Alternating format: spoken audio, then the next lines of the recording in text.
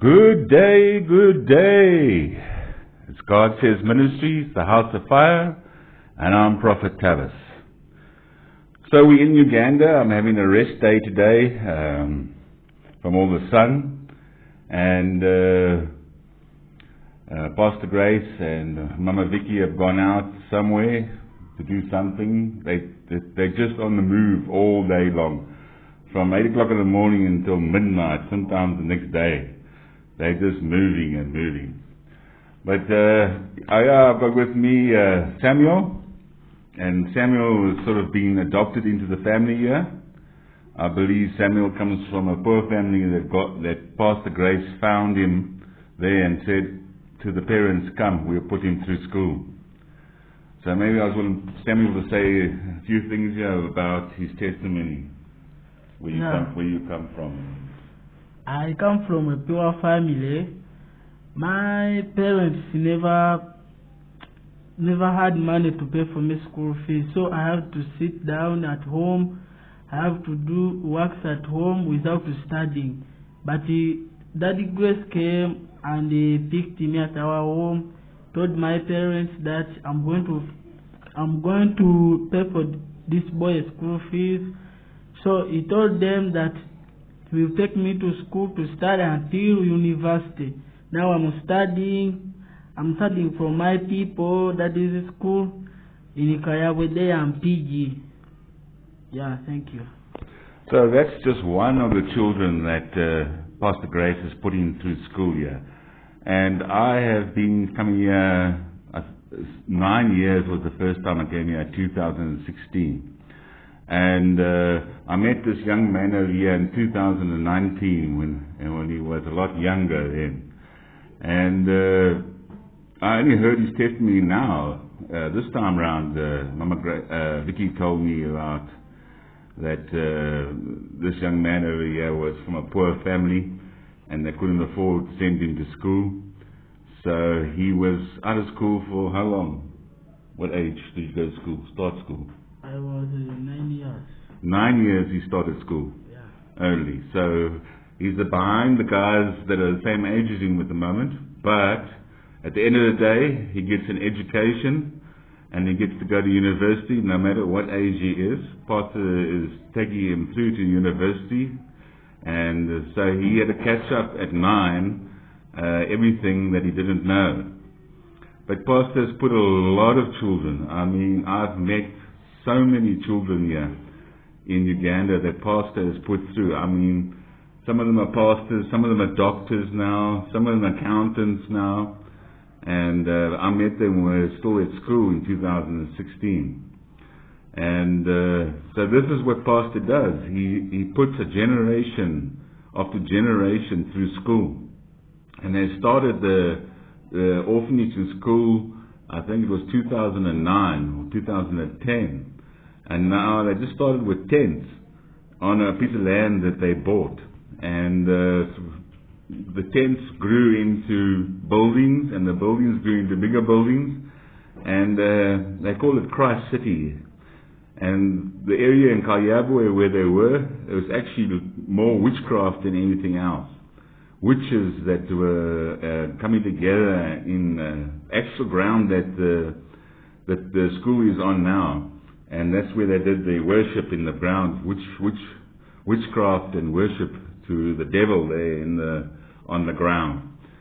So Pastor got the children there to start worshiping in the morning, lunchtime, and at night. And there isn't a witch left in that area. They have either converted the witches into Christians or the witches ran away. So the children worshipping there and praying there have chased the devil out of the area. And then Pastor has been putting through school many, many children. I've met many. Samuel here is just one of many that he is putting through school. Even his brother and his brother's wife who died a while back, he took the 4 children of his brother and he's put them from young age through school as well.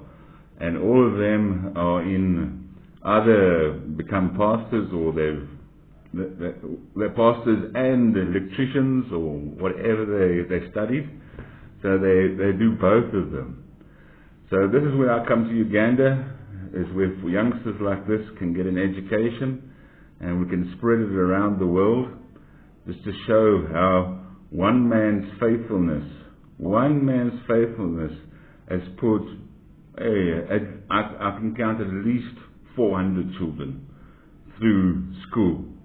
Some of them left halfway through, but you can't keep a person that's not part of your family in. But the ones that stayed have been put through school, and they've been put through university. As I said, some of them, I know a few of them are doctors now. And so over the 9-year period, so Sam here is now 17, so 8 years old when I met him. And he's going to school, even though he's still quite a few grades back from where he should be as far as his age is concerned. He is going to school, and Pastor said he would put him through university as well. So this is what happens here. We're faithful students of the Word of God. You end up with mighty warriors of God with an education as well. They become mighty warriors of faith, generals of faith, after going to being with Pastor Grace and Mama Vicky here. So that's what I just want to give you, basically where the area I am in. This is in Entebbe, main town here. We cross the lake, as you've seen, to go to the church, which is on the other side of the lake, but it's still in part of Entebbe. And they are building a church there. I still spoke to Pastor yesterday, and I said, what are you waiting for? Well, I said, they're waiting for money to come in to finish the church.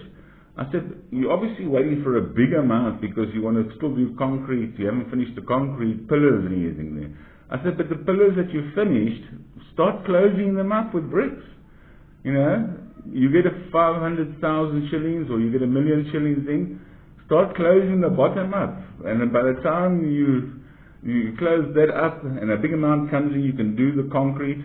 But at least there's work done that you can see is being done. So that's where we're building the prayer altar. On Monday I'm going in and start work with 2 guys there, because as you saw, the builder was out of his mind with the price. I mean, he wanted to charge me 2.5 million shillings, which is 14,000 rand just for labor, and it's like a 5-day project, you know. No, if he said like 700,000 shillings, I would have, still considered it. But even that's quite high. So I told him, goodbye, you can go, I'll build it. I didn't want to exert myself here physically, because I'm not in the best condition, but I'm going to get 2 labourers, and they gave me the labourer's price at 15,000 shillings, and I said, only that? I'll give them 30 each a day, which is a fair wage. I mean, 15,000 shillings is nothing. I mean, it's about $2. If that, $2, yeah. And so we're going to start on Monday, the building, the prayer garden, prayer altar, prayer area all out of stone, out of rocks. And it should be a 5-day job, even for me, and in my physical condition. It should be a 5-day job. So those of you who would like to sow into this trip, this project, I believe I've got enough to build the actual structure, but there's still a garden to plant around it with trellises and everything, so it becomes a little secluded, secret area. So I believe I've got enough to do the actual building part, I think. I'm hoping so, that 1 truck of stones is going to be enough. But at least it's going to get close to finishing the building part, what we've got in at the moment. But there's still a garden I want to build around it, so it becomes like its own little tropical secret prayer altar place. So if you want to sow in, you know where in the description is the details. And don't forget, sowing is prayer, is sowing into it as well. Prophesying into it as well is sowing. that God will supply all our needs according to His riches in glory, and that this project will be a shining beacon for all the villages in the area, and that people, when they walk past, will see fire coming out of our altar, going back up to heaven, and fire coming down our altar, coming into the prayer altar. And it will be like a drawing card, glory of God, up and down, like the angels going up and down the ladder in the area, because it's a very rural area where the church is, and farming, sort of small farming area. It's, probably 2 acres and an acre for each people, which they farm on. A couple of cows, a couple of goats, some chickens, and then they plant either coffee, or they plant maize meal, or they plant, sort of, there's lots of jackfruit around, fruit trees that they can survive on. Just basically their survival, and they sell them at the markets and stuff like that. So, it's day 9 today, and I'm sitting at home. At the end of this video, hopefully I'll put on a little section where you can see me riding on the border with Ronnie, who's driving. I'm not very comfortable on them. I'm a big person, and I'm 120 kilos. So if he falls with the motorbike, he's falling with me, and I'm going to fall hard. But I have a little video there of me riding on. Elijah took it on from another bike, border bike, which are taxis around here. They use motorbikes as taxis, and they load just about everything on it. Last night I was coming back, I think there was like 5 family members on one bike with the driver, who was sitting on the petrol tank through these dusty, dirty, bumpy, full of holes roads. So when you see the roads, you think automatically you're going to bite the dust. But they're pretty good with their driving. So yeah. Anyway, God bless you. May His favor drip from every part of you. Amen. In Jesus' mighty name. Amen. Amen.